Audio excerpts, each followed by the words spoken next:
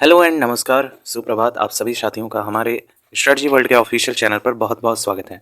Finally KVS PRT की परीक्षा का जो है आंसर की रिलीज़ कर दिया गया है और आप सभी लोगों ने लगभग मैच कर लिया होगा अपने आंसर की। जिनको नहीं पता है वो अपना आंसर की ज़रूर मैच कर लेंगे और अपने मार्क्स ज़रूर कमेंट सेक्शन में शेयर करेंगे। इस वीडियो को बनाने का एक पर्पज़ है, जितने भी साथी हैं जो बता रहे थे एग्जामिनेशन सेंटर से बाहर आके कि उनका 140 150 से कम नहीं आने वाला है, उसी में से एक टॉपर विद्यार्थी का जो है इंटरव्यू है इस चैनल के माध्यम से आपको प्रेषित किया जा रहा है। लगभग जो है इन्होंने कई सारे गवर्नमेंट जॉब के एग्जाम्स दिए हुए हैं और बहुत सारे में इनका नाम भी आया है। अब इनकी जुबानी खुद आप सुनेंगे कि उनका कितना कितना मार्क्स बन रहा है, किन किन सब्जेक्ट में। टोटल आपसे 180 क्वेश्चन पूछे गए हैं केवीएस पीआरटी के परीक्षा में और हर एक क्वेश्चन पर एक अंक निर्धारित किया गया है। अब इस वीडियो के माध्यम से हर एक सब्जेक्ट पर डिटेल से चर्चा की गई है कि इनके कितने मार्क्स बन रहे हैं। आई होप सो आप अपनी भी जो है मार्क्स इनसे रिलेट कर पाएंगे और लगभग सभी के इतने मार्क्स बन पाएंगे। देखिए, जो है टॉपर यानी अच्छा गवर्नमेंट जॉब का तैयारी कर रहा है वो उसका लगभग इतने ही मार्क्स सभी के देखे गए हैं और जितने भी टेलीग्राम ग्रुप से हमारे साथी जुड़े हैं सभी ने लगभग इतना ही बताया है। तो आप इस पर ट्रस्ट कर सकते हैं और अपनी कट ऑफ का खुद एक अनुमान लगा सकते हैं कि आपका सेफ स्कोर कितना रहने वाला है। चलिए वीडियो को शुरू करते हैं और अब अगली आवाज़ उनकी आप सुनने वाले हैं जिन्होंने केवीएस पीआरटी में 140 प्लस स्कोर का दावा किया था, लेकिन अब उनके मार्क्स कम हो गए हैं। Hello friends, myself Siddharth and welcome to my friend's channel which is Strategy Word channel। तो फ्रेंड्स आज मेरे फ्रेंड ने मुझे ये बताया कि वो जो है केवीएस पीआरटी से रिलेटेड वीडियोस बनाते हैं और उनसे मेरी बात हुई थी कुछ दिन पहले। उन्होंने पूछा था कि मुझे एनालिसिस करना है, तो उससे रिलेटेड क्या आप कुछ मुझे जानकारी दे सकते हैं कि आपके कैसा एग्ज़ाम गया, आपका आपने स्कोर कैसा किया, क्या आप ओवरऑल रिव्यू दे सकते हैं। तो मैंने उनसे बताया था कि देखो भाई, मेरा एग्ज़ाम तो बहुत बढ़िया हुआ है और मुझे लगता है कि मेरा 140 प्लस आराम से जाएगा। यहाँ तक कि मुझे ये भी लग रहा था ना दोस्तों कि मेरा जो नंबर है वो 150 प्लस क्रॉस कर सकता है, क्योंकि एक्चुअली ना पेडागोजी मैंने बहुत अच्छी तैयार की थी अपनी। पेडागोजी मेरे हिसाब से मैंने 60 क्वेश्चंस थे और 60 के 60 क्वेश्चंस करने में मैंने काफ़ी टाइम भी लिया था। इसलिए मैंने टाइम लिया था क्योंकि मुझे ऐसा लग रहा था कि पेडागोजी एक ऐसा सब्जेक्ट है जिसमें अगर प्रॉपर टाइम दे करके आप क्वेश्चंस को सॉल्व करते हो तो पहली बात तो एलिमिनेट मेथड का यूज़ करो। एलिमिनेशन मेथड के थ्रू ऑप्शन हट जाते हैं और दूसरा आपने जो पढ़ा हुआ है, जो आपका बेसिक नॉलेज है पेडागोजी का, उसको भी आप अप्लाई करोगे तो आपके क्वेश्चन 100% एक्यूरेसी के साथ सही होंगे। तो यही काम मैंने दोस्तों किया था। मुझे लगता है मुझे 60 क्वेश्चन थे वहाँ पर, तो 60 में से मुझे जहाँ तक लगता है मेरा जो टाइम लगा था वो मुझे 60 क्वेश्चंस के लिए मुझे ऑलमोस्ट 50 मिनट्स तो लग ही गए थे, जहाँ तक मेरा अनुमान है अभी। तो 50 मिनट्स मैंने दिए थे पेडागोजी पे स्पेशली, और पेडागोजी पे मेरा कमांड भी है। इससे पहले भी मैंने सीटेट दिया हुआ है, तो सीटेट में मेरे 30 में 30 मार्क्स थे पेडागोजी में, और टेट में भी अच्छे ऐसे ही 30 में 28 से 29 रहे होंगे। और अभी तक मैंने 2 बार सीटेट दिया है और 2 बार टेट दिया है। पहले बार ही सीटेट क्रैक किया था, उसके बाद टेट भी फर्स्ट टाइम ही क्रैक किया था, वो भी अच्छे नंबर्स के साथ। 120 मेरे यूपी टेट में थे 150 में से, और सी टेट में भी मेरे 126 नंबर थे आउट ऑफ 150। तो यही सब बैकग्राउंड में मेरे नॉलेज था कि अगर, क्योंकि सिंस आपका जो पेपर आता है ना केवीएस का, वो मतलब 50 to 60% आपके सीटेट से रिलेटेड होता है। तो मुझे ये नॉलेज था कि हाँ, इसमें फैक्चुअल क्वेश्चंस नहीं आने वाले हैं और ज़्यादातर जो क्वेश्चंस रहेंगे वो सीटेट बेसिस पे रहेंगे, और पेडागोजी को इजीली हम अगर एलिमिनेशन मेथड और बेसिक नॉलेज का यूज़ करके लगाएंगे तो आसानी से हमारा सॉल्व हो जाएगा विद 100% एक्यूरेसी। इसके अलावा फ्रेंड्स और भी बहुत सारे सब्जेक्ट्स थे पेडागोजी के अलावा, जैसे कि आपको पता है सेशन 1 था जिसमें 100 मार्क्स थे, और सेशन 2 था जिसमें टोटल आपके 80 मार्क्स था। ठीक है, तो सेशन 1 की अगर बात करते हैं तो इसमें आपका था, पहला वाला आपका था हिंदी था 10 मार्क्स का। नहीं, पहला वाला आपका शायद ये था, इंग्लिश था। तो पहला पोर्शन आपका इंग्लिश था, तो इंग्लिश में मेरे आई थिंक मेरे 10 में से 8 सही हैं, 2 गलत हो गए। और दूसरे पे आते हैं हिंदी में, तो हिंदी में तो खैर मेरा कमांड था, मैं पढ़ के भी नहीं गया था हिंदी। हिंदी मुझे ठीक लगती है और काफ़ी मैंने पहले पढ़ाई की थी, तो केवीएस के लिए मैंने कोई प्रॉपर बुक फॉलो नहीं किया था, बस ऐसे ही ऊपर थोड़ा बहुत संधि समास ये सब देख लिया था और कुछ ज़्यादा नहीं देखा था।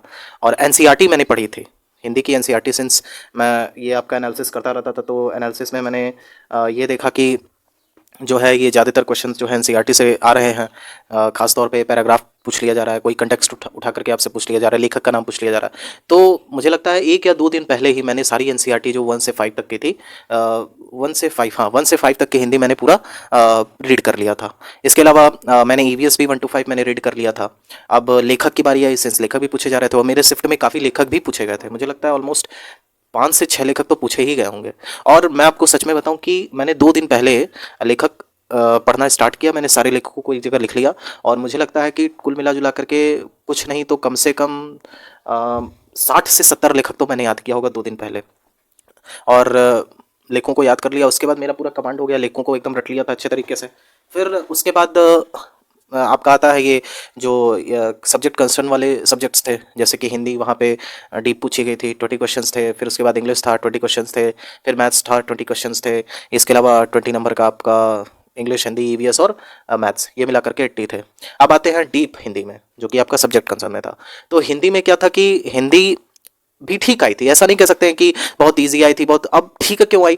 तो देखिए वहाँ पे विलोम शब्द, पर्यायवाची शब्द और तत्सम तद्भव, इस तरह के क्वेश्चंस आ गए थे। और ये जो क्वेश्चंस आए थे ना, ये कोई आसान क्वेश्चंस नहीं थे कि आप कहते कि हाँ बहुत इजी आ गए थे, अरे ये तो आसानी से, ये पर्यायवाची में क्या, ऐसे नहीं आए थे। जैसे मुझे अभी भी याद है, एक आया था तालाब का। तालाब का इनमें से कौन पर्यायवाची नहीं है? और जो शब्द लिखे हुए थे ना वो आसान नहीं थे, जैसे कि उदत, तो उदत भाई दे दिया था। तो उदत आज तक मैं कभी पढ़ा ही नहीं हूँ कि उदत क्या होता है, लेकिन हालांकि वो क्वेश्चन मेरा सही हो गया था, एलिमिनेशन मेथड के थ्रू मैंने यूज़ किया था। लेकिन जो सारे के सारे शब्द थे ना वो बिल्कुल ही टिपिकल टाइप के थे। तो केवल विलोम शब्द में, और विलोम शब्द भी थे वो भी काफ़ी डरावने थे, मतलब ऐसे शब्द लिखे हुए थे कि जिनको पढ़ करके लग रहा था, लगता है मैंने कभी हिंदी पढ़ी ही नहीं है। इसके बाद बात करते हैं तत्सम तद्भव की, तो वो भी काफ़ी टफ थे। तो कहने का मतलब है, क्वेश्चन का पैटर्न तो केवल यही था कि विलोम शब्द, पर्यायवाची शब्द, फिर तत्सम तद्भव, और इसके अलावा आपका जो पैसेज आता है वो था। तो कहने का मतलब पैटर्न तो ठीक था, लेकिन उससे रिलेटेड जो क्वेश्चंस थे वो काफ़ी हार्ड थे। जैसे सामान्य पर्यायवाची नहीं थे कि आप दिनकर, दिवाकर, सूर्य का मार करके आ जाइए, रवि मार दीजिए, ऐसा नहीं था, मार्तंड मार दीजिए, ऐसा नहीं था। तो टिपिकल टाइप आए हुए थे।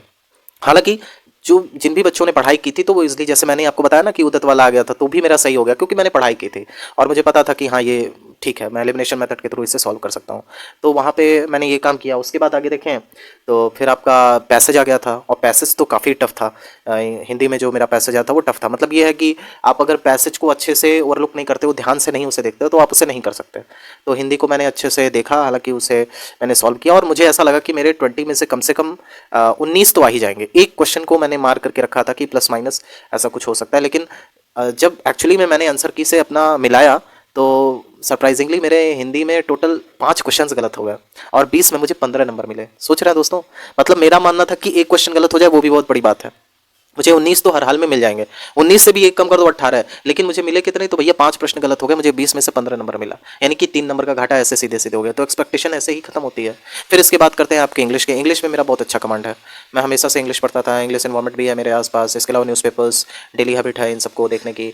मैं डेली प्रैक्टिस भी करता हूँ इंग्लिश की। लेकिन उस टाइम पे इंग्लिश का पैसेज मैंने पढ़ा, तो इंग्लिश का पैसेज पढ़ करके तो मुझे लगा भाई ये क्या है, मतलब इतना टफ पैसेज, और काफ़ी टफ पैसेज था। मतलब मुझे ऐसा लग रहा था कि एक ही बार पढ़ूंगा आंसर मिल जाएगा, लेकिन उस पैसेज को पढ़ करके बार बार मुझे देखना पड़ रहा था कि भाई सही है ना। तो मुझे वहाँ भी देखना पड़ा पहले एलिमिनेशन मेथड के थ्रू, ये तो पैसेज में दिया ही नहीं है, ये है वो है। तो वहाँ भी मतलब अच्छा खासा टाइम मुझे देना पड़ा, और सिंस मैं इंग्लिश बैकग्राउंड का हूँ तब भी मुझे वहाँ पे देना पड़ा टाइम। इसके बाद बात करते हैं, वहाँ भी एंटोनिम्स, सिनोनिम्स, ये बहुत ही खतरनाक आए थे एंटोनिम्स, सिनोनिम्स। तो मुझे ऐसा लगा कि हो सकता है गड़बड़ ना हो जाए, लेकिन जब एक बार होता है ना कि आप एग्जाम देना स्टार्ट करते हैं, तो आपके मन में सारे सब्जेक्ट्स आना स्टार्ट हो जाते हैं, सारे उससे रिलेटेड नॉलेज आपको आने लगती है। तो फिर जब मैंने करना चालू किया तो पैसेज सारे हो गए। एंटोनिम्स, सिनोनिम्स मैंने एलिमिनेशन मेथड के थ्रू, क्योंकि जैसे मान लीजिए किसी का आ गया कि कोई ऑब्सक्योर का आ गया, या फिर सोबर का आ गया, तो इस तरीके से आए हुए थे। तो उनके जो 4 दिए थे, सिंस मुझे सोबर की मीनिंग पता है, ऑब्सक्योर की मीनिंग पता है, तो बाकी जो वर्ड्स दिए हुए थे उनमें भी 1 2 3 की मीनिंग आ रही थी, तो ऐसे मेरा हो गया। लेकिन ये मैंने सोच रहा था कि बाकी जिनकी नहीं स्ट्रॉन्ग है उनके लिए तो काफ़ी ये टिपिकल होने वाला है। अब लेकिन यहाँ पे भी देखिए कि मैंने 20 किए इंग्लिश में, लेकिन इंग्लिश में क्या हुआ मेरे साथ, जब मैंने चेक किया तो 20 मुझे लग रहा था सही था, लेकिन मेरे 3 प्रश्न गलत हो गए वहाँ पर भी, और मुझे 20 में से 17 अंक मात्र मिले।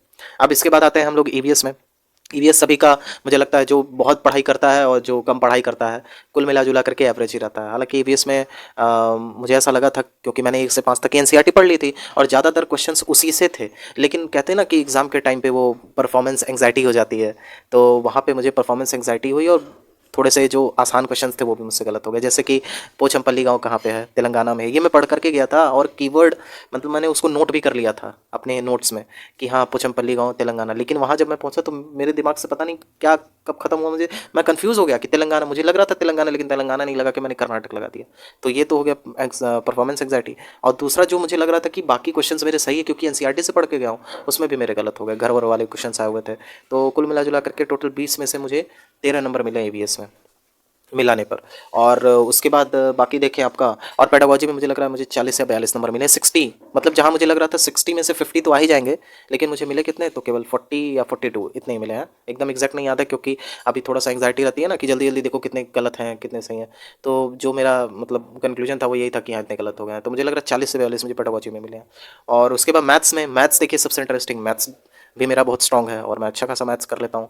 तो मैंने सोचा कि भाई मैथ्स तो अच्छी ही है, तो 20 क्वेश्चन आए हुए थे जिसमें से 19 क्वेश्चन मुझे एकदम टिट्टो आ रहे थे। एक क्वेश्चन मुझे नहीं आ रहा था, एडवांस मैथ का था वो घन घना वाला करके था, तो उसमें उसकी प्रैक्टिस मैंने नहीं की थी तो वो मुझे भूल गया था। तो वो एक क्वेश्चन मुझे नहीं आ रहा था, उसमें मैंने तुक्का मार दिया। लेकिन इतना कॉन्फिडेंस था कि 20 में से 19 क्वेश्चन मैंने किए हैं, तो 20 में से 19 मेरे 100% सही हैं।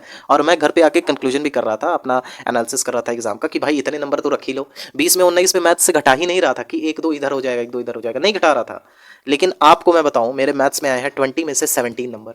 यानी कि जहां मैं समझ रहा था 20 में 19 तो हर हाल में सही होगा, वहां पे मेरे दो और कम हो गया, मुझे 20 में 17 मिला। आप खुद सोच सकते हैं कि क्या एक्चुअली में होता है। और जो मेरा ये एक था सपना कि 140 प्लस तो बहुत आराम से निकलेगा, ये मुझे लग रहा था, मुझे ऐसा भी लग रहा था कि मेरा 150 भी जा सकता है। लेकिन होता है ना कि हाँ इतना तो कर ही लेना चाहिए, इतना भी ओवर कॉन्फिडेंस में नहीं रहना चाहिए कि हाँ 150 प्लस कुछ ज़्यादा ही हो जा रहा है। तो मैंने कहा कि चलो ठीक है कोई बात नहीं है, पेडागोजी में अगर 10 गलत भी हो गए, जो कि मैं 60 में 50 लेकर के चल रहा था, फिर आपका हिंदी वगैरह में मैं 10 में 8, इंग्लिश में 10 में 8 मान के चल रहा था, उसमें 10 में 50 मान के चल रहा था, फिर ईवीएस में 10 में 12-13 मान के पहले से चल रहा था, फिर इंग्लिश में 20 में 20 मान के चल रहा था, हिंदी में 20 में 18-19 मान के चल रहा था। लेकिन ये सारी चीज़ें इंप्लीमेंट नहीं हो पाई दोस्तों। और जब मैंने फाइनली कल आंसर की चेक किया तो सरप्राइजिंगली मैं आपको बताना चाहूँगा मेरे केवल 124 अंक आ रहे हैं। 180 में केवल 124 अंक आ रहे हैं।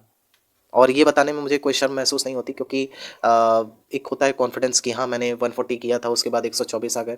तो मैंने मेहनत की थी, मैंने अपने अकॉर्डिंग तैयारी की थी, अच्छे से सिलेबस को कंप्लीट किया था, मॉक टेस्ट लगाए थे, टेक्स्ट बुक में लगाता था, उसमें भी मेरा स्कोर आता था, जब भी मैं लगाता था तो 150 प्लस ही स्कोर आता था हमेशा। लेकिन 150 140 प्लस ही रहता था, इतना मैं कह सकता हूँ। लेकिन अब फाइनली जब एग्ज़ाम हुआ तो 124 आ गया, तो अब क्या कह सकते हैं। मतलब ऐसा भी नहीं है कि हाँ मैंने, अभी देखा जाए तो मैंने ग्रुप डी का एग्ज़ाम दिया था, तो ग्रुप डी में भी मैंने रिटन और आपका फिजिकल क्लियर किया, लेकिन फाइनल मेरिट में मैं उससे बाहर हो गया। इसके अलावा और भी बहुत सारे एग्ज़ाम्स मैंने क्लियर किए हैं, लेकिन अभी उन सब का रिज़ल्ट नहीं आया है। होप्स हो कि रिज़ल्ट आ जाएगा, लेकिन अभी के लिए फ़िलहाल मेरा केवीएस से काफ़ी उम्मीद थी, क्योंकि सिंस मुझे टीचिंग बहुत पसंद है और मैं जाना चाहता था केवीएस में। और पता नहीं भगवान की क्या मर्ज़ी है, हो सकता है कि रिवाइज़ आंसर किया है तो उसमें थोड़े मेरे मार्क्स बढ़ जाएँ। हाँ दोस्तों, मैं ये बताना चाहूँगा रिवाइज़ आंसर की 100% आएगी, क्योंकि केवीएस ने नोटिफिकेशन दिया है कि उसमें आप आपत्ति दर्ज करा सकते हैं। तो जितने भी लोगों को लग रहा है कि ये प्रश्न उनका सही था और गलत हो गया है, तो आप ज़रूर उसके सापेक्ष अपना ऑब्जेक्शन कर दीजिए, क्योंकि बिल्कुल संभावना है, क्योंकि मेरी एक फ्रेंड है जिसका नाम निशु है, तो उसने टीजीटी का एग्ज़ाम दिया था। टीजीटी किस सब्जेक्ट दिया था ये मुझे नहीं नॉलेज है, लेकिन टीजीटी का उसने एग्ज़ाम दिया था, ये केवीएस का। तो उसके 110 नंबर बन रहे थे 180 में, और जब रिवाइज्ड आंसर किया है ना दोस्तों, तो उसके 5 नंबर बढ़ गए, 115 हो गए। तो मेरे कहने का मतलब है कि सभी लोग ऑब्जेक्शन करें। हालांकि अभी जो कल आपका ये जो रिस्पॉन्स शीट खुल रही थी, उसमें जो है रिस्पॉन्स शीट में आपका सारे क्वेश्चंस मतलब लोड नहीं हो रहे थे, एक ही दो क्वेश्चन शायद लोड हुए थे। अभी मैंने भी चेक नहीं किया है, लेकिन मुझे एक फ्रेंड के थ्रू पता चला है कि सारे क्वेश्चंस अब शायद ओपन हो रहे हैं पीडीएफ में। तो सारे क्वेश्चंस अगर रिस्पॉन्स शीट में ओपन हो रहा है तो आप सभी क्वेश्चंस को एक बार घर पे मिला लीजिए। मैं जा रहा हूँ अपना मैथ्स मिलाने के लिए, कि भाई मैथ्स में मैंने 20 में 19 तो मेरा डिट्टो था भाई, ऐसा कोई रॉकेट साइंस क्वेश्चन भी नहीं आया हुआ था कि हाँ उसको नहीं सही किया जा सकता है। तो मैं अभी उससे चेक करूँगा, और आप सभी को मैं हालांकि शुभकामनाएं देता हूँ। और मेरा इतना मानना है कि देखिए जैसे मेरे इतने मार्क्स बन रहे हैं, जो कि मैंने अच्छी तैयारी की थी, तो आप सभी के बनेंगे, और आप सभी के मतलब सभी एवरेज स्टूडेंट का इतना ही रहेगा। और मेरा जहां तक मानना है जनरल कैटेगरी की कट ऑफ 120 तक तो आराम से चली जाएगी, इससे कम तो नहीं जाने वाली है दोस्तों।